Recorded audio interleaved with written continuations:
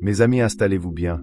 Ce que vous allez entendre risque de changer à jamais votre perception du monde du showbiz. Aujourd'hui, on vous emmène au cœur d'un récit glaçant, une affaire qui dépasse l'entendement. L'enquête autour de Sean Diddy Combs prend une tournure des plus inquiétantes. Ce matin, le FBI a fait une découverte stupéfiante. Un réseau de tunnels souterrains a été mis au jour, reliant directement le manoir de la star à l'ancienne demeure de Michael Jackson. Mais ce n'est que le début d'une histoire qui va ébranler Hollywood dans ses fondements. Des agents fédéraux ont découvert un véritable manoir souterrain, avec des objets inquiétants éparpillés au sol, dont des vêtements d'enfants. Cette révélation glaciale n'est qu'un aperçu de l'enfer qui se cachait sous nos pieds. Imaginez 5 étages sous terre, sans réseau téléphonique, sans issue, un labyrinthe de terreur où les cris sont inaudibles. Les nouvelles images de la perquisition menée dans la maison de Sean Diddy Combs à Los Angeles révèlent l'ampleur de cette opération.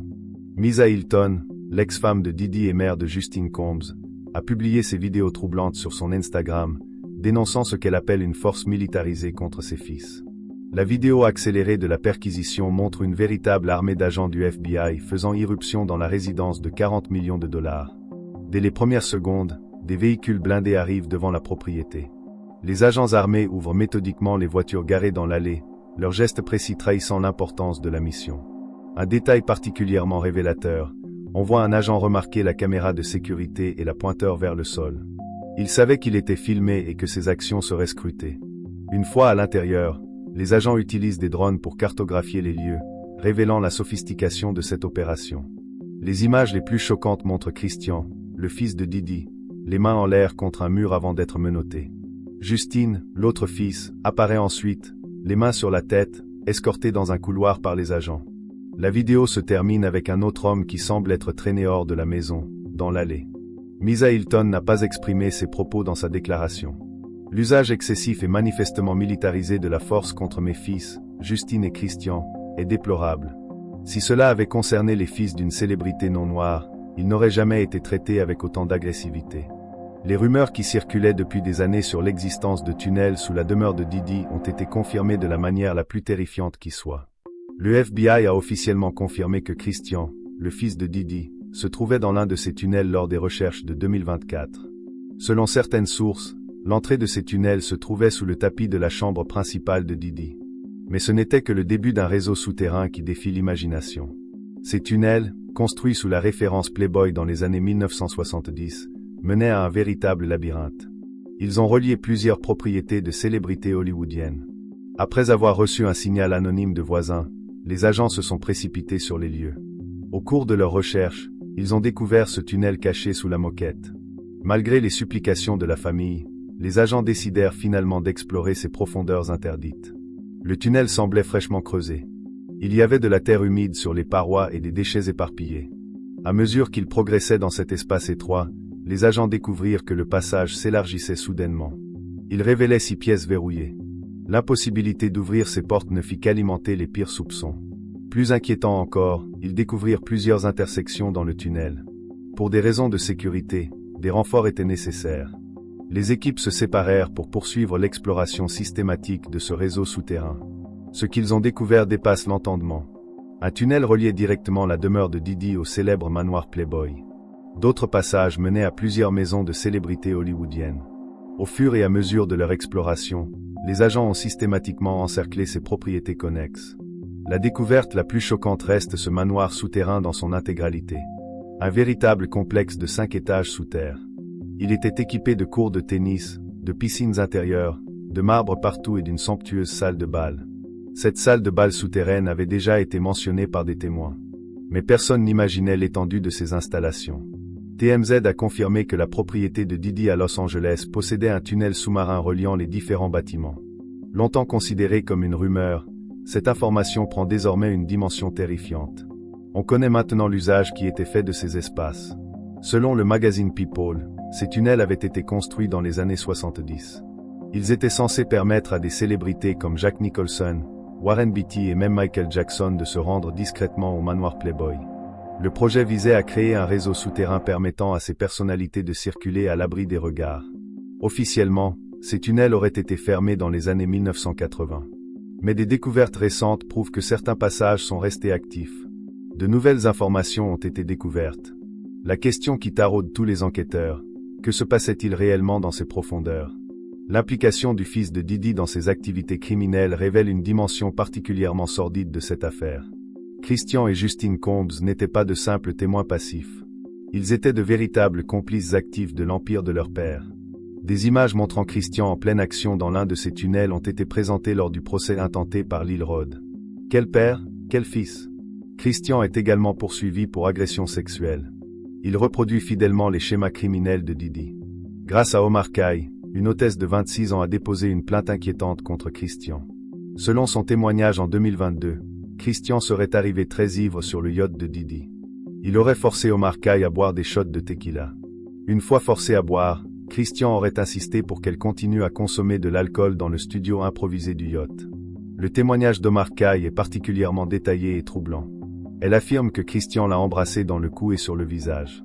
Il lui toucha les jambes, la poitrine et les parties intimes. Comme elle essayait de résister, elle lui dit « Excusez-moi, vous ne touchez pas mes jambes comme ça. Je les mets où je veux. Si je veux faire ça, c'est mon choix. Mais toi, tu ne touches pas à mes jambes comme ça. » Omar Kay a alors essayé d'utiliser une stratégie pour échapper à cette situation. Elle lui expliqua qu'elle ne pouvait pas rester seule avec lui sans l'accord d'un superviseur. Elle savait que tout le monde dormait à ce moment-là. Christian lui aurait répondu à ce moment-là. « À qui dois-je m'adresser? Je dirais que c'est à toi que je me suis adressé. » La situation a continué à dégénérer quand Omar Kay lui a dit « Bon, tu pourrais déjà commencer par me lâcher les fesses. » Malgré ses tentatives de retourner au travail, Christian est revenu à la charge. Il lui demanda de lui trouver un endroit où dormir. Elle l'emmena dans la salle de cinéma du yacht, qui servait également de chambre. C'est là, selon son témoignage, que Christian l'aurait bloquée. Il l'a touchée à nouveau, l'a déshabillée et a tenté de la forcer à le baiser. Elle affirme avoir réussi à se défendre jusqu'à ce que quelqu'un entre dans la pièce. L'agression a alors pris fin. Selon les documents judiciaires, Didi aurait utilisé son fils Justine pour organiser ses soirées. Des photos de Justine à l'une de ces soirées figurent parmi les preuves du procès intenté par Lil Rod. Il existe également des déclarations selon lesquelles il aurait participé au recrutement d'anciens employés de Didi. L'implication de Justine va bien au-delà de la simple organisation. Les fils de Didi l'auraient aidé à faire disparaître des preuves pendant des années. En fait, c'est Justine qui avait prévenu Didi le premier que Cassie allait publier la vidéo de l'agression. Cela a permis à son père de préparer sa défense. Un incident particulièrement révélateur concerne la participation de Justine à une prétendue dissimulation de tir. Selon les documents judiciaires, les faits se sont produits le 12 septembre 2022, devant les studios Chalice de Didi. Lil Rod affirme que Didi, son fils Justine et un ami de Justine surnommé Didi étaient présents lorsque la situation a dégénéré. Lil Rod affirme avoir entendu plusieurs coups de feu. Il a ensuite trouvé Didi allongé par terre dans la salle de bain, en position fétale. Il saignait à la hanche et à la jambe. Lil Rod affirme avoir appuyé sur les plaies pour arrêter le saignement. Il a ensuite demandé une ambulance. À ce moment crucial, Didi et Justine Combs ont mystérieusement disparu dans une autre partie du studio. Didi aurait alors donné des instructions strictes pour que la police affirme n'avoir rien à voir avec la fusillade. Il aurait également forcé M. Jones à mentir à la police. Il a dû déclarer que Didi avait été blessé à l'extérieur par un tireur en voiture. L'une des révélations les plus troublantes de cette affaire concerne Quincy, le fils adoptif de Didi. Selon plusieurs témoignages, Didi aurait manipulé Quincy depuis son enfance. Cela prouve que lorsqu'on est un monstre, même la famille ne mérite aucune protection. Freddie P., un artiste ayant travaillé avec Didi, affirme avoir été témoin d'un comportement suspect entre Didi et son beau-fils Quincy. Selon lui, Didi aurait commencé à manipuler Quincy dès son enfance. Cela ressemble à du toilettage systématique, a déclaré Freddie P. Il a un de ses secrets, comme Michael Jackson. Un de ses secrets qu'il ne peut révéler à personne, car cela détruirait son héritage, sa virilité, et même son propre frère le regarderait à travers. Seul Didi le sait. Didi est Dieu, je l'ignore. Je veux juste savoir ce que c'est que ce délire d'être obsédé par le fils d'un autre homme. Ce n'est pas la première fois que Didi est accusé de mauvaise conduite envers un membre de sa famille. Des témoignages révèlent que Didi aurait éprouvé une attirance sexuelle pour sa propre mère. Il disait à ses amis combien elle était sexy. Il l'embrassait même sur la bouche. Dans une vidéo de 2022, on voit Didi fumer un joint avec sa mère. Il parle de créer un club de striptease où elle twerk au centre avant de l'embrasser sur la bouche. Le regard de Didi sur sa mère dans cette vidéo est particulièrement dérangeant. Dans cette vidéo, Didi déclare « Ouais, ma mère est belle. Attends, laisse-moi te la présenter. » Il continue « Ouais, ma mère est célibataire. Ma mère est célibataire. Je ne vais pas la critiquer. Elle est célibataire. On a même parlé de faire un spectacle ensemble, mais c'est tellement difficile. Puis il ajoute, elle ne reste pas enfermée à la maison. Elle sort. Elle bouge. Elle vient avec moi au club de striptease. Je m'en fiche. Le procès de Didi révèle des tentatives désespérées de manipulation du système judiciaire. Hier encore, le juge a menacé d'expulser Didi de la salle d'audience. Il a réalisé qu'il essayait de communiquer directement avec les jurés. Lors du contre-interrogatoire d'une amie de Cassie Ventura, Brianna Shonkon, selon le juge, celui-ci hochait vigoureusement la tête à certains moments de son témoignage. Il semblait chercher à interagir avec les jurés. Ce comportement est strictement interdit en salle d'audience. Le juge a qualifié cette intervention d'ingérence directe dans le jury. Il s'agissait d'une tentative flagrante d'influencer les jurés. Il a précisé que la défense avait déjà été avertie aujourd'hui lors du témoignage de Brianna Bongelin. Elle avait également reçu un avertissement lors du procès de George Kaplan. Selon la règle fédérale concernant le comportement perturbateur d'un accusé au tribunal, si un juge avertit un accusé et que ce comportement persiste, il peut être expulsé de la salle pour le reste du procès. Cela constituerait une conséquence très lourde pour la défense. Tout accusé a le droit d'être confronté à ses accusateurs. Le 6e membre du jury a été démasqué pour avoir menti sur son identité et son lieu de résidence. Cette découverte confirme les soupçons selon lesquels Didi tentait de manipuler le jury avec son argent pour éviter la prison. Ce jury a fourni plusieurs déclarations contradictoires que le juge a examinées. Lors de la sélection, ce jury avait déclaré vivre dans le Bronx avec sa fiancée et sa fille. Mais plus tard, il a affirmé avoir déménagé dans le New Jersey avec sa petite amie. Sa fille vivait également là. Puis, nouveau changement. Sa fille vivrait dans le Bronx chez sa tante. Le juge a déclaré que ce jury n'avait aucune raison de mentir, sauf s'il avait une intention malveillante ou un objectif caché. Par exemple, il voulait à tout prix participer au procès de Didi. Lorsque le juge a annoncé qu'il devait expulser ce jury, les avocats de Didi ont protesté vigoureusement. Ils ont déclaré que ce jury était important pour sa diversité. Il est l'un des 4 hommes noirs présents. Ils ont également ajouté que ces incohérences n'étaient pas si graves. Elle n'a pas justifié son retrait. L'avocat de Didi a dit quelque chose de très révélateur. Demandez-lui. Je suis sûr qu'il expliquera tout. Mais c'est exactement ce que le gouvernement avait demandé plus tôt. L'avocat de Didi avait refusé, prétextant que cela constituerait du harcèlement pour le jury. Avec toutes ces révélations révoltantes qui entourent désormais Didi, sa carrière est définitivement terminée. Même s'il parvient un jour à sortir de prison. Ses avocats ont déjà demandé l'annulation du procès à 2 reprises, dont une 3e. L'équipe juridique de Sean Diddy demande à nouveau au juge de déclarer nul le procès dans son affaire de harcèlement sexuel. Ses avocats affirment que les procureurs ont présenté de fausses preuves. Ils l'accusent d'avoir suspendu une femme au-dessus d'un balcon à Los Angeles en 2016. Mais ils peuvent prouver qu'il se trouvait à New York à ce moment-là. Lorsque l'avocat de la défense a présenté les preuves de voyage, démontrant que Sean Combs se trouvait dans un autre état au moment des faits, la situation a complètement changé. La défense tente d'éviter une erreur judiciaire en demandant au juge d'intervenir maintenant.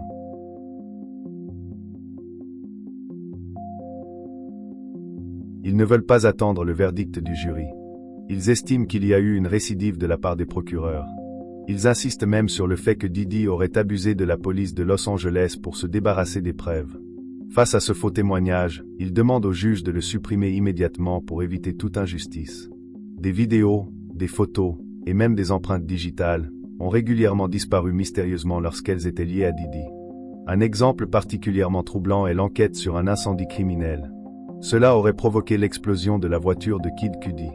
Des empreintes digitales ont été retrouvées sur place et envoyées au laboratoire. Mais elles ont été accidentellement détruites avant que nous ne découvrions à qui elles appartenaient. Une coïncidence dans une série interminable. La défense a demandé une non-ouverture d'enquête suite au témoignage d'une enquêtrice spécialisée dans les incendies à Los Angeles. Elle accuse le gouvernement de faute.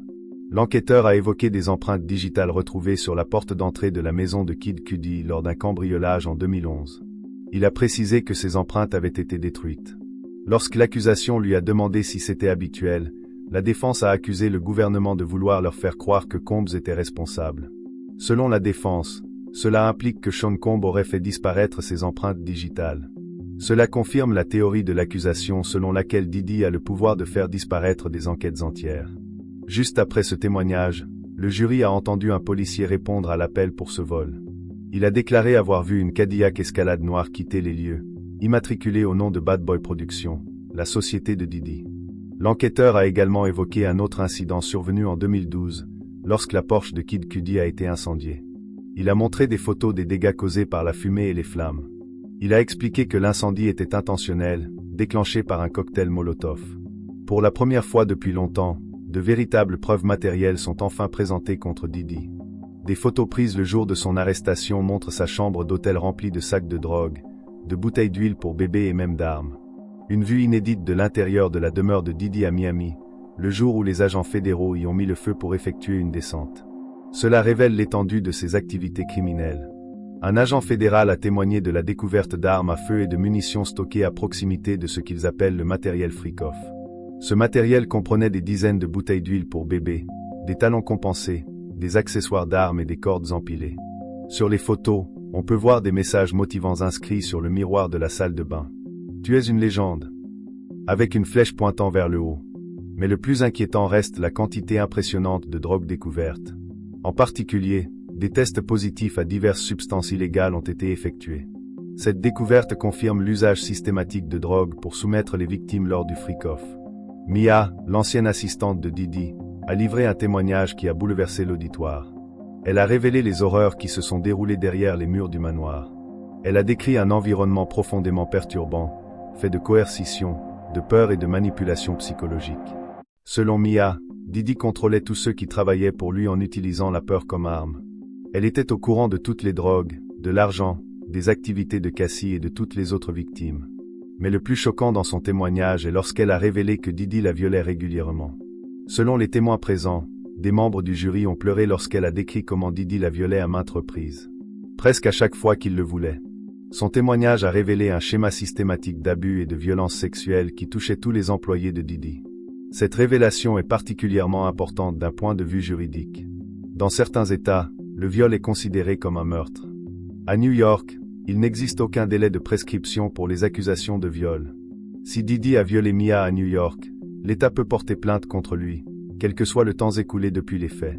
Si Diddy sort de ce procès, certains y verront moins une reconnaissance d'innocence qu'un effet de son pouvoir et de son influence. Car les éléments révélés jusqu'à présent soulèvent de lourdes questions. Aussi profonds que soient ces tunnels, beaucoup pensent qu'il n'y a plus vraiment d'endroit où se cacher. Cette épreuve dépasse le simple cadre d'un homme. Pour de nombreux observateurs, cela révèle tout un système. Celui d'une industrie qui aurait fermé les yeux, protégé, voire privilégié le silence pendant des décennies. Les tunnels de Diddy deviennent ainsi le symbole physique et métaphorique d'un réseau d'influence et de compromission. Les témoignages concernant ses fils, les images et les documents présentés dressent un tableau inquiétant.